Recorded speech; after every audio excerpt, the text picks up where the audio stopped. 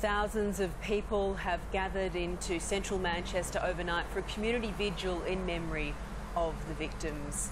Herald Sun columnist and Sunrise contributor Rita Panahi writes this morning, the time for prayers, hashtag campaigns and light shows is over.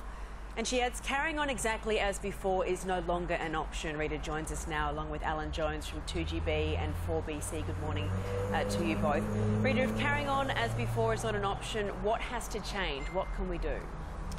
I think we've got to have an open and honest discussion about the root cause of this atrocity, and it's not an isolated incident. We had the Westminster attack in London only 2 months ago. We've had attacks in Berlin, Paris, Brussels. It seems to be every month we've got another atrocity, and this does stand out because children were targeted here with a nail bomb. The subhuman savagery involved in targeting children in that manner is, I think, beyond the comprehension of many of us. But we've got to have an honest discussion about the root causes. And you know what?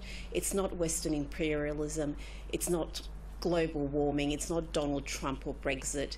It is an extreme form of Islam that is the root cause of this. And if we can't talk about it, every time we want to even approach this subject, you've got cries of Islamophobia and hate speech going up, and we can't even progress from that point. So I think those gestures, lighting up the Sydney Opera House and the colours of the latest, the flag of the latest country attacked, and prayers and hashtags,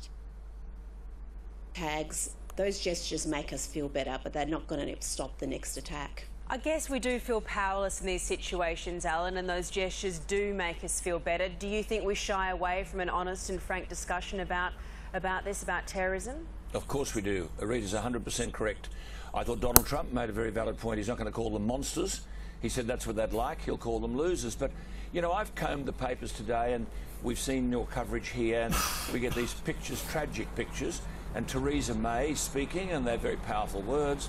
I can't find a Muslim leader anywhere making any comment. Where are you? Where are these people? Why haven't we heard from you apologising to the people of Manchester and all those families who've been ripped apart? And Rita is right. We've pussyfooted around for too long.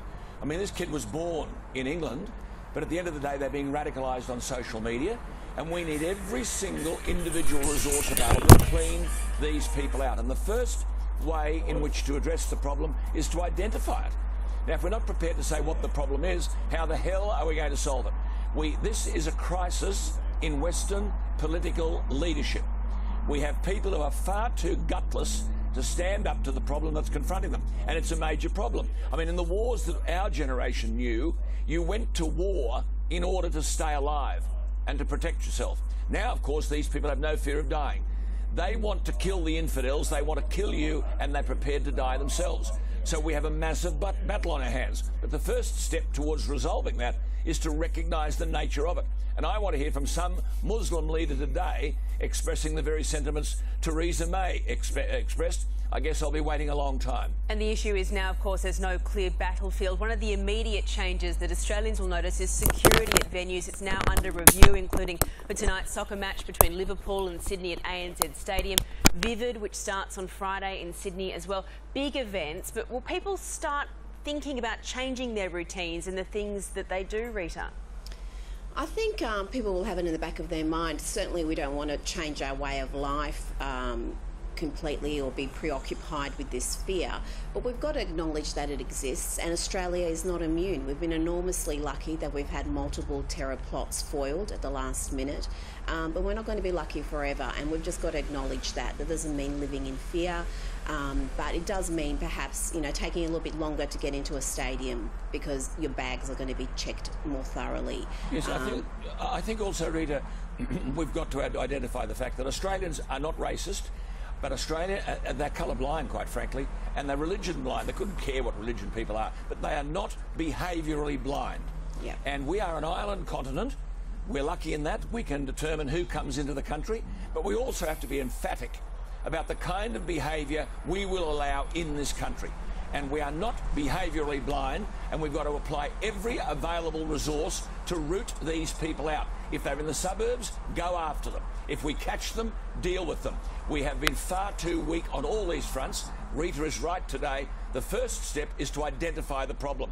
I can't find any of our political leaders identifying the problem, and a Muslim leadership is silent. And it's also about everyday Australians being vigilant as well. Rita and Alan, thank you very much for coming on this morning. You're welcome.